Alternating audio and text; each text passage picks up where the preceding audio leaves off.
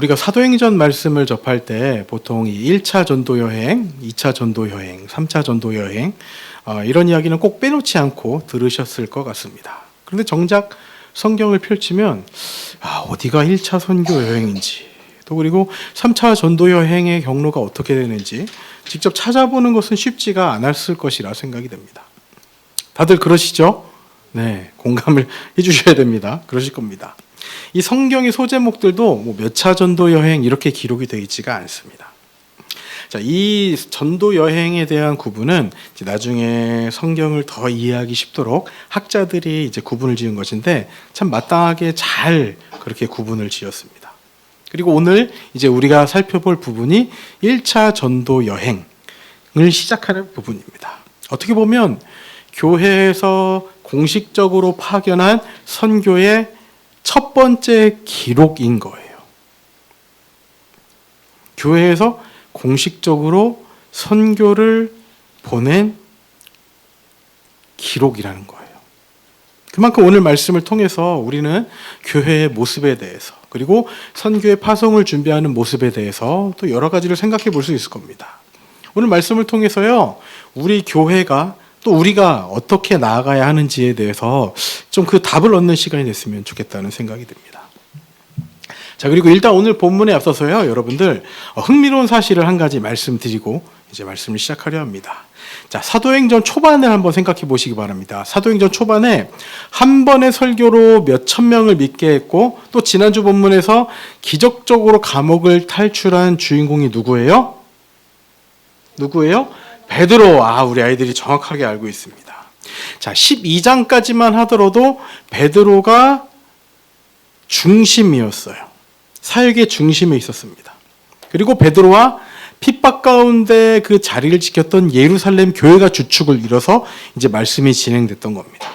자, 지난주 본문이었던 12장 17절 말씀 우리 제가 읽어드리도록 하겠습니다. 앞에 자막으로 띄워드렸습니다. 베드로가 그들에게 손짓하여 조용하게 하고 주께서 자기를 이끌어 옥에서 나오게 하던 일을 말하고 또 야고보와 형제들에게 이 말을 전하라 하고 떠나 다른 곳으로 가니라. 떠나서 다른 곳으로 갔다는 거예요. 자, 감옥에서 나와서 성도들을 만나고서는 간증을 나누고 떠나서 다른 곳으로 갔다는 것이죠. 그리고 이 베드로는요, 15장에 딱 한 번 자신의 발언을 언급한 내용이 나오고 사도행전 후반부에는 전혀 등장을 하고 있지 않습니다. 참 신기한 일이죠. 이 사도행전의 행적은 이 베드로를 따라간 것이 아니라 그 중심이 이제 바울로 옮겨지게 됐다는 거예요. 자, 이 이유에 대해서도 여러분 한번 고민해 보시면서 오늘 말씀을 들으시면 더 큰 은혜가 있으리라 생각이 됩니다. 그래서 오늘 본문의 첫 번째 메시지는요, 교회로의 부르심입니다. 뭐로의 부르심이라고요? 교회로의 부르심인 거예요. 자, 1차 전도 여행을 파송한 교회가 이 안디옥 교회라는 부분이 참 우리에게 시사하는 바가 큽니다. 사실 12제자와 더불어서 초반에 사역의 주축을 이뤘던 교회가 어느 지역의 무슨 교회였죠? 예루살렘 교회였어요. 예루살렘 교회. 근데 이제 사도행전 후반부에서는 사역의 주축이 안디옥 교회로 이동을 하고 있는 겁니다. 자, 이 의미가 이제 예루살렘 교회는 유명무실해졌고 점점 쇠퇴하고 있고 안디옥 교회는 부흥했다라는 것이 핵심이 아닐 거예요. 자, 아까 말씀드린 것처럼 베드로는 다른 곳으로 떠났습니다. 베드로가 다른 곳에서 떠나서 뭐 했을까요, 여러분? 당연히 복음을 전했겠죠. 전도했을 겁니다. 그것처럼 베드로가 자기의 자리에서 전도했을 것이 확실하고 또 예루살렘 교회는 예루살렘 교회의 역할이 있기에 그것을 했을 거라고 확신하는 거예요. 그럼에도 불구하고 이 사도행전에서는 베드로와 예루살렘 교회가 아니라 바울과 안디옥 교회를 중심으로 한 이야기로 진행이 되는가? 그 이유가 무엇인가 하면 여기서 우리가 생각해야 될 것, 사도행전에 가장 중요하게 생각했던 구절 뭐였죠? 사도행전 1장 8절에 성령이 임하시면 하고 했던 그 본문인 거예요. 우리 다 같이 한번 읽어보도록 하겠습니다. 시작! 오직 성령이 너희에게 임하시면 너희가 사마리아와 땅끝까지 이르러 내 증인이라. 이제 땅끝까지 이르러의 포인트가 있는 거예요. 예루살렘과 온 유대와 사마리아에 전도하는 것은 베드로와 이제 예루살렘 교회가 주축을 이뤄서 진행됐다면, 이제 땅 끝으로 복음이 전해지는 것은 바울과 안디옥 교회를 중심으로 이루어지게 된다는 말씀을 하는 겁니다. 즉 사도행전의 이야기의 흐름은요, 여러분 중요합니다. 말씀의 성취를 따라 기록이 되어 있다는 거예요. 말씀의 성취. 이제 예루살렘과 온 유대와 사마리아를 넘어서 땅 끝으로 복음이 어떻게 전해지는가에 대해서 포커스가 맞춰지기 위해서 바울과 안디옥 교회를 들어 사용하시겠다는 거예요. 그에 대해서 안디옥 교회에 대한 재밌는 사실을 오늘 말씀은 1절에서 기록을 하면서 시작을 하고 있는 거예요. 우리 1절 말씀, 우리 성경을 펼쳐서 다시 한 번만 다 같이 읽어보도록 하겠습니다. 자, 읽겠습니다. 시작. 안디옥 교회에 선지자들과 교사들이 있으니 곧 바나바와 니게르라 하는 시므온과 구레네 사람 루기오와 분봉한 헤롯의 젖동생 마나엔과 및 사울이라. 자, 안디옥 교회의 그 리더 그룹일 듯 싶어요. 구성원을 보시기 바랍니다. 총 5명이 언급이 되고 있는데, 첫 번째는 바나바예요. 우리가 잘 이제 알고 있죠. 그리고 두 번째가 니게르라 하는 시므온입니다. 니게르라는 뜻은 검은 자라는 뜻이에요. 북아프리카에서 온 이제 흑인으로 보고 있는 거예요. 그다음 구레네 사람 루기오 또한 마찬가지입니다. 이 사람 또한 북아프리카 출신일 것이라고 우리가 이제 예상을 하고 있어요. 네 번째는 분봉왕 헤롯의 젖동생 마나엔이라고 기록을 하고 있어요. 이 마나엔은요, 이 젖동생이라는 의미가 이제 어린 시절부터 같이 자랐다는 의미인데, 같은 혈육일 수도 있고, 뭐 입양한 사람일 수도 있고, 아니면 절친한 친구 사이일 수도 있는 거예요. 어쨌든 이 헤롯과 가까웠던 사람이 지금 안디옥 교회의 지도자에 있다는 겁니다. 그리고 마지막 5번째가 사울이에요. 자, 이 1절 말씀만 봐도 예루살렘 교회와 안디옥 교회는 분위기가 엄청 달랐을 것으로 예상이 됩니다. 인종이나 출신이나 사회적인 지위 등에서 많은 면들에서 이제 다양성을 보이고 있는 거예요. 그런 다양성을 보인 사람들이 교회의 리더십이 됐다는 것이죠. 자, 여기서 느낄 수 있는 것은 땅 끝으로 복음이 전해지는 데 있어서 예루살렘 교회보다는 안디옥 교회가 조금 더 잘 어울릴 거라는 생각이 듭니다. 성전을 중심으로 해서 유대인들이 주축이 된 예루살렘 교회가 아니라 다양한 구성원들이 존재했던 이 안디옥 교회가 땅 끝으로 복음을 전하는데 더 어울리는 듯 한다는 거죠. 분명 사도행전의 저자인 누가는요, 그 부분을 염두해 두고서 이 13장 1절을 기록했을 거예요. 그러나 자, 우리가 그렇다고 해서 여기서 쉽게 단정 지으면 안 되는 것이 있습니다. 자, 그렇다면 예루살렘 교회는 선교에 부족한가? 그렇지는 않은 거예요. 하나님께서 예루살렘 교회를 들어 쓰시면 분명히 가능한 일입니다. 하나님께서는 땅끝으로 가는 복음의 시작을 예루살렘 교회로 삼으실 수도 있지만 이번에는 안디옥 교회를 사용하신 거예요. 그뿐인 겁니다. 그뿐이라는 거예요. 그 가운데 여기서 중요한 것은 지도자들의 모습입니다. 우리가 염두에 둬야 되는 것은 이제 예루살렘 교회는 선교에 부적합해, 안디옥 교회는 선교에 적합해. 왜? 이 구성원들이 이렇게 다양하니까 적합해라고 이야기하는 것이 아니라 하나님께서 안디옥 교회를 사용하시기로 하고 그들을 사용하시는 거예요.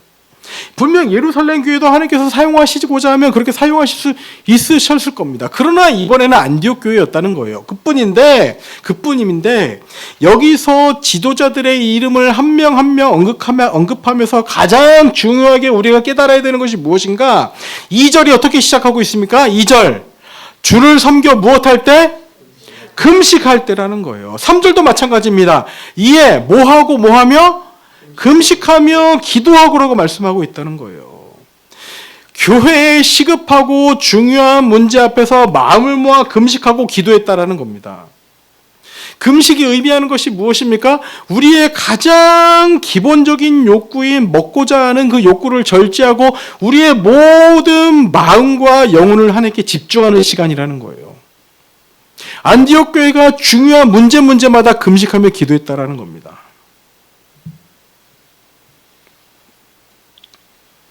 제가 지난주에 정말로 깜짝 놀랄 만한 그런 경험을 했습니다. 사실 저희의 상황이 여러분 아시는 것처럼 저희가 우리만의 공간을 마련하고 우리가 거기서 예배를 드리자, 이것이 참 쉽지 않은 그런 환경인 거잖아요. 뭐 재정적으로도 부족하고 뭐 여러 면으로 이제 많이 부족합니다. 그래도 기도의 자리마다 뭐 아주 크게 강조는 하지 않았지만 또 우리가 이제 예배드릴 수 있는 장소에 대한 기도는 빼놓지 않았어요. 근데 지난 주일 오후에 여러분 한 자매의 입에서 우리만의 장소에 대한 그런 소망의 이야기를 딱 던지는 거예요. 저는 이 이야기를 듣고 정말 깜짝 놀랐습니다. 사실 그 자매는 그렇게 크게 제가 놀랄 정도의 무게감으로 이야기를 꺼낸 것이 아니라고 생각하겠지만 저한테는 너무 크게 다가왔다는 거예요. 그 이유가 무엇인가 하면요, 여러분. 보통 어떤 교회에서 중요한 문제들은 소위 말하는 중요한 인사들, 장로님이라든지 뭐 당회라든지 그런 자리를 통해 결정이 되고 일반 성도들은 그에 대한 어떤 작정을 하는 데에 이제 나중이 된다라는 의미인 거예요. 즉 보통 이제 뭐 좀 이렇게 단도직입적으로 말씀드리면 우리가 무슨 중요한 일에 대해 작정을 하자 하면 보통 이 교회에서는 이제 헌금 작정에 대한 이야기가 많이 나오게 마련입니다. 헌금부터 작정하는 것이 보통 성도들의 참여라는 거예요. 근데 그 자매의 입술에서 이야기를 나온 것을 통해서 제가 깨달은 것이 무엇인가 하면 우리 교회는 헌금 작정부터가 아니라 기도의 작정부터 함께 할 수 있는 교회구나라는 그런 깨달음이 왔다라는 거예요. 어떤 의미인가 하면 여러분, 자, 우리 성도님들은 다 착하셔서 제가 여러분 우리 2025년 5월에는 혹은 2026년에는 장소를 구합시다. 이것을 위해 작정하고 우리 함께 나아갑시다. 라고 이야기를 하면 여러분들 다 착하시니까 그에 응해주시고 물심양면으로 이제 자신의 모든 것을 다해 헌신할 준비가 되어 있는 분이라는 걸 저는 알고 있습니다. 그렇지만 그것이 저에 의해서가 아니라 한 사람 한 사람의 입술을 통해서 고백되게 하셨다는 거예요. 그리고 이것이 흘러 여러분들에게 저는 장소 구합시다, 헌금 작정하십시오, 이 얘기를 먼저 시작하는 게 아니라 우리 공동체가 한 마음으로 나아가도록 기도의 작정을 합시다 라고 이야기를 할 수 있다는 것에 감격이 됐다는 거예요. 무슨 의미인지 아시겠습니까? 이 말씀부터 기도의 작정부터 합시다라고 이야기할 수 있는 우리 교회가 있다는 것이 너무나 감사하고 감격스럽고 뿌듯하다는 거예요. 제 마음을 아시겠습니까?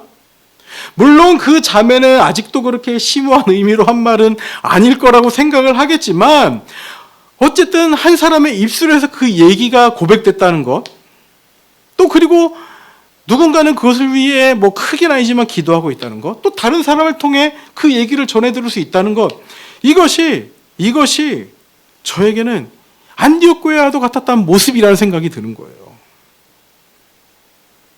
중요한 문제 앞에 안디옥 교회가 기도로 금식으로 나갔던 것처럼 저는 우리의 이 현실 앞에 기도를 작정합시다 라고 이야기할 수 있는 것이 너무 귀하다라는 겁니다. 저희도 중요한 문제들 앞에서 기도의 작정부터 시작하시기를 강력하게 말씀드립니다. 여러분, 힘든 일이 있으면요, 여러분, 우리 금식하며 기도합시다 라고 이렇게 자연스럽게 이야기할 수 있는 공동체가 되었으면 좋겠어요. 제발 여러분들도 만약에 힘든 문제가 있으면 저를 위해 금식하며 기도해 주세요 라고 부탁할 수 있는 교회가 됐으면 좋겠습니다.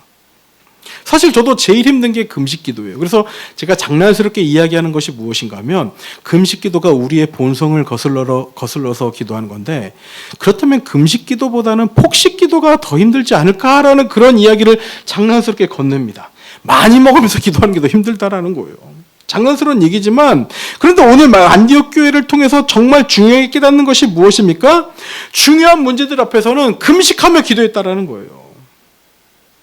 사랑하는 우리 성도님들, 우리 교회 동안 중요한 문제 앞에 금식을 강권 드릴 겁니다. 아멘이십니까? 그때마다 여러분 적극적으로 참여하시기 바랍니다.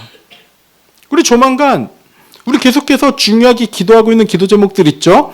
조만간 그 문제를 가지고 우리 금식 기도를 할 겁니다. 일단은 여러분들 역량이 안 되시니 저를 포함해서 릴레이 금식 기도로 시작하겠습니까? 아멘이십니까? 금식하며 기도했던 안디옥 교회의 모습을 본받아 우리 또한 지금 조이를 위해 또 우리 은구 형제 아버지를 위해 계속해서 믿지 않는 가족을 위해 우리 금식하며 결단한 기도의 제목들을 모으도록 하겠습니다. 아멘이십니까? 여러분 적극적으로 참여해 주실 거죠? 그것이 안디옥 교회의 모습이었고 우리가 본받아야 될 마땅한 기도의 교회의 모습인 거예요. 다른 작정이 아니라 여러분 기도의 작정을 교회가 할 수 있다는 것이 얼마나 감격스럽고 놀라운 일인지를 우리 경험하며 나아갔으면 좋겠습니다.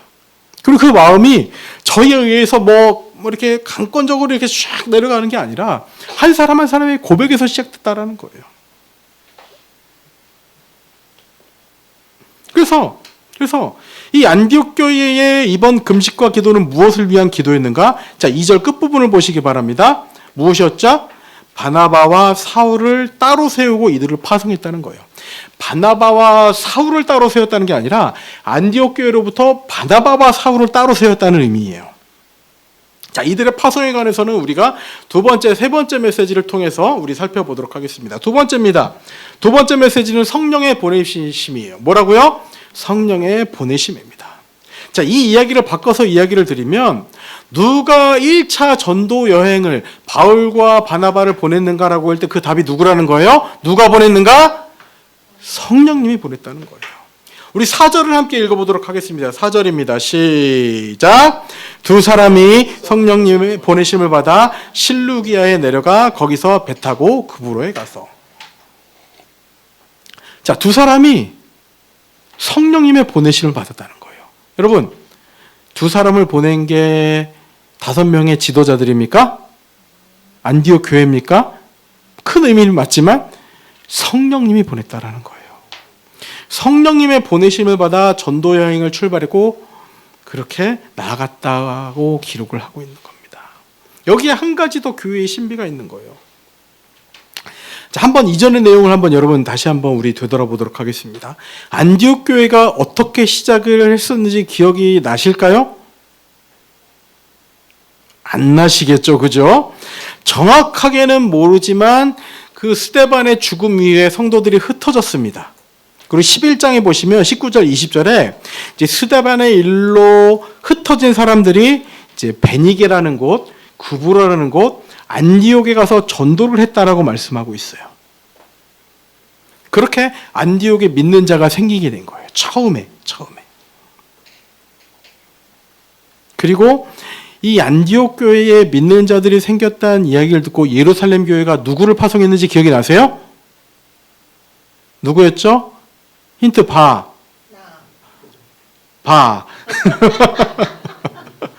바나바를 파송한 거예요. 바나바를. 자, 바나바가 열심히 사역하다가 믿는 자들이 늘어나니까 다소에 가서 10년 동안 고향에서 사역했던 누구를 데리고 왔죠? 힌트 4. 사울을 데리고 왔어요. 사울. 이렇게 바나바와 사울을 통해서 안디옥 교회의 성도들 수가 급격하게 증가를 했다고 저희가 말씀을 살펴본 적이 있을까요? 없을까요? 있어요. 있습니다. 바나바와 사울을 통해서 교회가 큰 부흥을 했고 더욱 든든히 세워져 갔다라고 기록을 하고 있어요. 자, 그런데 지금 선교의 현장에 누구를 보내고 있습니까? 우리 2절 한번 읽어보도록 하겠습니다. 2절 시작. 주를 섬겨 금식할 때에 성령이 이르시되 내가 불러 시키는 일을 위하여 누구와 누구를 따로 세우라? 바나바와 사울을. 안디옥 교회의 전도와 양육의 핵심 인물인 바나바와 사울을 보내라는 그런 응답을 받은 거예요. 즉 핵심 중에 핵심 멤버가 선교를 떠나고 있는 겁니다. 이 심각성을 여러분 아셔야 돼요. 예를 들어 보면 뭐 이런 겁니다. 제가 언제 돌아올지 모르게 이 교회를 비우고 잠시 선교를 떠나겠다라는 거예요. 그럼 이제 제가 하던 일들을 누가 하는가? 누군가는 하셔야 돼요. 뭐 이여성 집사님, 뭐 우리 또 남자 집사님 정영호 집사님, 이은구 집사님이라든지 이렇게 집사님들이 교회를 세워주셔야 돼요. 뭘 포함해서? 설교를 포함해서 여러분들 그 자리를 지켜주셔야 되는 거예요. 뭐 제가 없으면 교회가 안 돌아간다 이런 말씀을 드리는 게 아니라 남겨진 사람들에게는 참 부담이 되는 자리라는 말씀을 드리고 있는 거예요. 이 부담감이 느껴지십니까, 여러분? 그럼에도 불구하고 3절에 보시면 어떻게 얘기하고 있어요? 이에 뭐하며 금식하고 기도하고 두 사람에게 안수하여 보냈다는 거예요. 저는 이 2절의 금식과 3절의 금식은 다르다라는 생각이 듭니다. 그런 확신이 들어요. 2절의 금식은 성령의 인도하심을 따라서 두 사람을 세우는 금식이었는데 바나바와 사울을 보내야 된다고? 어떡하지라는 그 중대한 문제 앞에 금식하며 기도하고 두 사람을 보낼 작정을 했다라는 겁니다. 다시 한번 심각한 일이 찾아오자 또 뭐 했다라는 거예요? 금식하고 기도했다는 거예요. 근데 이 일을 마땅히 안디옥 교회는 두 사람을 파송함으로 결론 내렸습니다. 왜 그렇습니까? 교회의 주인이 하나님이시기 때문인 거예요. 성령님의 인도하심을 따라 나아가는 제일 중요한 이유가 교회의 주인은 하나님이기 때문입니다. 우리가 인간적인 생각으로는 바나바와 사울 교회에 없으면 안 돼. 너희들은 교회를 지켜야 돼. 우리 성령님의 인도하심을 잘못 받은 거야. 다른 사람 보내자가 아니라 바나바와 사울이 자리를 비워도 하나님께서는 교회의 주인이 되기 때문에 그 자리를 하나님의 은혜로 채워주실 것을 확신하며 금식하며 기도하고 이들을 보냈다라는 거예요. 우리 성도님들도 경험하셨잖아요. 우리 추수감사주일 헌금 어떻게 했습니까? 필요한 곳에 흘려보냈더니, 정말 도움이 필요한 곳에 흘려보냈더니, 우리 교회도 지금 재정이 그렇게 넉넉한 것은 아니지만 우리 교회의 그런 통장을 채우는 것이 아니라 필요한 분에게 흘려보냈더니 그 직후에 무슨 일이 있었어요? 다니엘 기도를 통해서 우리 교회가 그렇게 응답을 받은 거 아닙니까? 왜 그렇다는 거예요? 교회의 주인이 누구이기 때문에? 하나님이시기 때문에. 효율을 생각하면 우리는 돈을 모아야 돼요. 돈을 모아야 돼요. 그러나 교회는 효율을 생각하는 곳이 아닙니다. 하나님의 주인 되심을 선포하고 흘려보내는 곳이라는 거예요. 우리 성도님들 내년에는 이런 일이 더 많아질 겁니다. 왜 확신하느냐? 내년에는요, 여러분, 정기적으로 선교사님 몇 분을 후원할 거예요. 우리 교회도 미자립인데 미자립 교회를 도울 겁니다. 아멘이십니까? 아멘. 이런 일들이 있을 때 우리 또한 흘림을 받는 그런 역사를 경험하게 될 거예요. 이번처럼 절기월 헌금은 또 기도하며 필요한 분에게 흘려보낼 겁니다. 계속해서 흘려보낼 겁니다. 목사님 통장에 잔고가 없습니다. 하나님이 주인이 되신 교회는 선교하는 하나님의 동참하는 교회가 되길 원하며 교회를 세우시는 그 역할에 우리가 마땅히 일을 감당하기 원합니다. 이웃을 섬기는 일에 우리가 매진하기 원합니다. 그래서 내년에는 선교사님 몇 분, 작은 금액부터 시작할 거예요. 작은 금액부터 시작하지만 그 금액이 후원할 수 있는 금액이 늘어나길 기도할 거예요. 작은 금액으로 우리보다 더 힘든 교회, 미자립 교회를 도울 겁니다. 그렇지만 그 금액이 우리는 늘어나도록 기도할 거예요. 주변의 이웃들, 우리가 그래 섬기며 나아갈 겁니다. 우리의 밥그릇을 챙기기 위한 그런 교회가 아니라 하나님의 일하심을 바라보는 그런 교회가 되길 소망합니다. 아멘이십니까? 자, 마지막 세 번째 메시지입니다. 다 같이 한번 읽어보도록 하겠습니다. 시작! 교회로의 부르심과 성령님의 보내심의 현장은 전쟁터이다. 어디라고요? 전쟁터라는 거예요. 무슨 전쟁터인가? 진짜 나의 주인이 누구인가 하는 전쟁이 일어나는 곳이 교회로의 부르심과 성령의 보내심을 받은 현장이라는 거예요. 사실 이제 우리가 성경을 보면서 전도 여행을 이해하는 것이 쉽지 않은 이야기가 이유가 어디에서 시작해서 어디서 끝난지가 명확하지 않았기 때문이에요. 일단 이 부분을 우리가 이제 잠시 살펴보겠고, 그 가운데 우리가 명확하게 인지하게 된 게 뭐예요? 전도 여행은 어디서 시작이 됐다? 안디옥 교회에서 시작을 했다는 거예요. 자, 이어서 바나바와 사울은요, 안디옥 교회를 떠납니다. 그리고 가장 먼저 도착한 곳이 4절을 보시면 실루기아란데요. 실루기아. 이 실루기아는 안디옥에서 한 25km 정도 왼쪽으로 가면 항구 도시가 있는데, 이제 그 실루기아라는 곳에 도착을 하는 거예요. 여기서 도착을 해서 배를 타고 구브로라는 섬으로 갑니다. 한 100km 정도 간 거예요. 배를 타고 100km 정도를 이동해서 구부라는 섬에 도착했는데 그 섬 중에 5절에 보시면 살람이라는 곳에 내려요. 살람이. 마치 제주도에서 애월, 서귀포 나뉜 것처럼 그런 것처럼 이제 구부라는 섬에 살람이라는 곳에 도착을 합니다. 자, 그런데 이렇게 1차 전도 여행의 경로를 안내하면서 거기서 어떤 일이 있었는지는 자세하게 기록을 하지 않고 넘어가고 있어요. 그냥 이겁니다. 실루기아에서 구부로 섬으로 갔고 구부로 섬에서 살라미라는 도착을 했는데 살라미에서 수행원 요한을 만나고 같이 이동을 했다. 이게 전부예요. 그리고 이제 섬을 가로질러서 바보라는 도시에 도착했는데 거기에서는 한 에피소드를 기록을 하고 있습니다. 나중에도 보시면 아시겠지만 어디를 지나 어디에 갔다 이런 내용으로 아주 짧게 전도 여행의 여정을 기록한 게 이 특징이에요. 근데 여기서 이 바울과 바나바가 그냥 지나갔겠습니까? 분명히 복음을 전하면서 지나갔을 건데 이 살라미에서 바보를 가는 곳 또한 180km예요. 하루 이틀이 아니라 며칠이 걸렸을 여정이라는 거예요.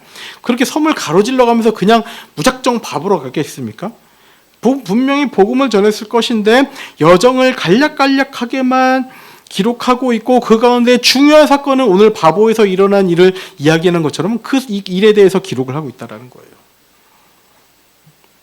그 가운데 기록한 첫 번째 사건이 무엇인가 하면 참 재밌는 사건입니다. 바보라는 곳에 도착을 했어요. 거기서 누구를 만나는가? 6절 보시기 바랍니다. 온 섬 가운데로 지나서 바보에 이르러 누구를 만나요? 바예수를 만나는 거예요. 바예수. 근데 이 바예수의 정체가 무엇인가? 유대인 거짓 선지자이면서 마술사라는 거예요. 유대인 거짓 선지자이자 마술사인데 이름이 뭐라고요? 바예수라는 거예요. 바예수. 한 사람을 더 언급합니다. 7절입니다. 우리 7절 우리 다 같이 한번 읽어볼까요? 시작. 그가 총독 서기오 바울과 함께 있으니 서기오 바울은 지혜 있는 사람이라 바나바와 사울을 불러 하나님의 말씀을 듣고자 하더라. 이 총독 서기오 바울을 만났어요. 그 도시의 총독을 만난 겁니다. 그런데 이 바예수라는 거짓 선지자의 영향력이 서기오 바울에게까지 미치고 있다는 거예요. 아마 거짓으로 이렇게 정보를 흘리고 이제 영적으로 지배를 하고 있었던 것이죠. 영향력이 상당했다는 것을 알 수 있습니다. 근데 여기서 중요한 것이 9절을 보시면, 자, 9절 보세요. 9절. 자, 뭐라고 기록하고 있습니까? 시작. 바울이라고 하는 사울이 성령이 충만하여 그를 주목하고. 자, 이제 사울의 이름이 바울로 불리시게 된 거예요. 예전에 이제 설교를 하실 때는 이제 사울은 큰 자인데 이름을 바울로 바꿨다. 예수님을 믿고 나서는 큰 자가 아니라 작은 자가 됐다라는 그런 설교를 많이 하셨는데 요즘에는 이제 그런 해석은 많이 하지 않고 있습니다. 이제 사울은 히브리식 이름이고 바울은 로마식 이름인 거예요. 이제 유대인들을 대상으로 전도할 때는 사울이란 이름만으로도 가능했지만 이제 앞으로 이방인들을 상대로 복음을 전해야 하니 로마식 이름이 필요했던 거예요. 그래서 바울이란 이름으로 이제부터 사용하게 됩니다. 그래서 정리를 해보면, 자, 예수님을 전하러 갔는데 거기서 거짓 선지자 누구를 만나요? 바예수를 만나요. 예수님을 전하러 간 데서 바예수를 만나고, 바울이 누구를 만나요? 총독인 서기오 바울을 만난 거예요. 참 이 누가가 어떤 좀 워드 플레이를 하면서도 중요한 메시지를 전하고자 했던 게 아닌가라는 생각이 듭니다. 이 사도행전의 저자인 누가는 1차 전도 여행 중에서 복음을 전하면서 나타난 수많은 기적과 간증들 중에서 유독 이 사건을 1차 전도 여행의 첫 번째 에피소드로 삼았다라는 거예요.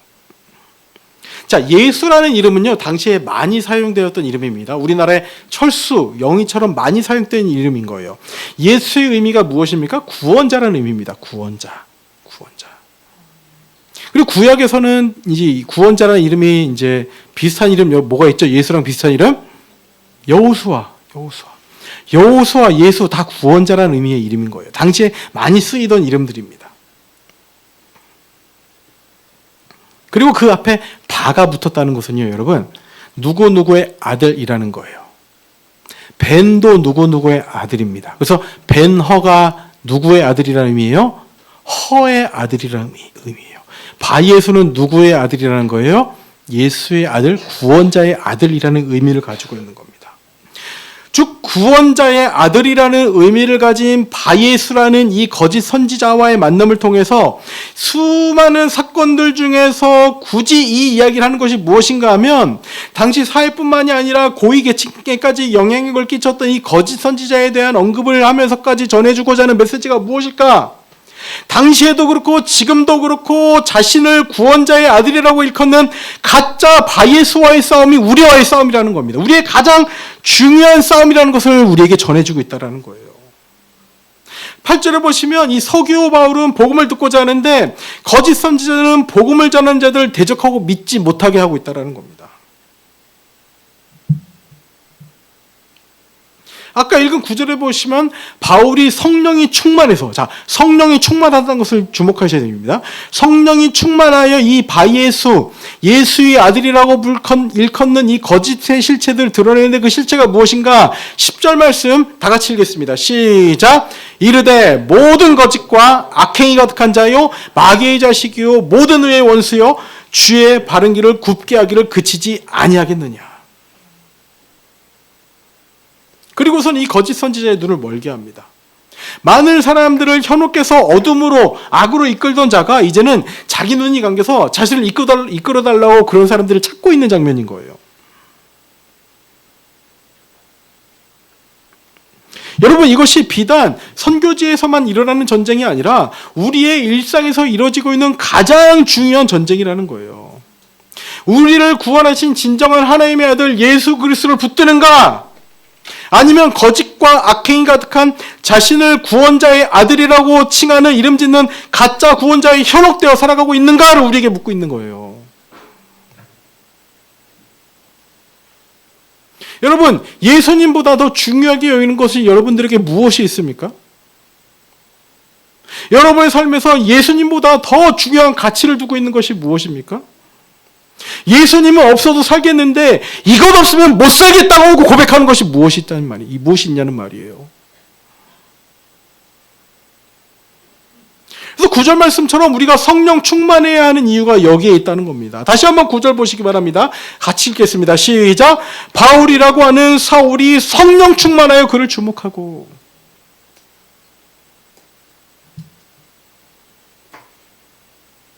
여러분, 우리는 우리의 삶에서 우리가 예수님으로부터 멀어지게 하는 것이 무엇인지를 주의 깊게 살펴봐야 된다는 겁니다. 그런데 그 주의 깊게 살펴야 되는 이유가 무엇이에요? 자신을 구원자의 아들이라고. 그 의미가 뭐예요? 야, 이것만 너 하면 너의 삶이 정말 윤택해질 거야 라고 우리를 꼬시고 있다는 거예요. 야, 이걸 주인으로 모시면 이것만 있으면 너의 삶은 정말 의미 있고 가치 있게 여겨져 라고 여러분 느끼게 만드는 것이 바예수라는 거예요. 바예수라는 거짓 선지자라는 거예요.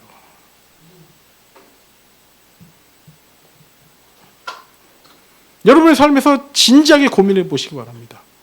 아유, 뭐 예수님은 없어도 괜찮은 것 같은데 내가 이거 아니면 못 살겠다는 그 무엇이 무엇인지를 여러분 주의 깊게 고민해 보십시오.